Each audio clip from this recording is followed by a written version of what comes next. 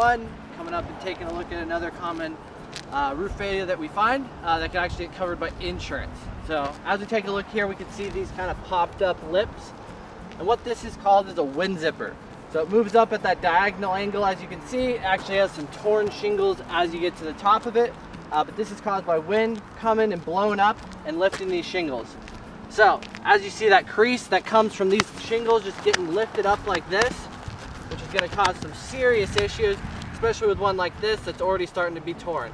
So that's going to get torn off and then lead to water getting underneath of there. So if you see this, give us a call. That way we can come take a look and see how we can get insurance to pay for it for you.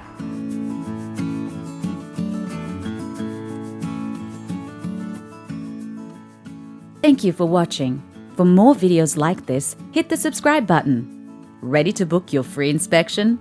Check the link in the description box for more information.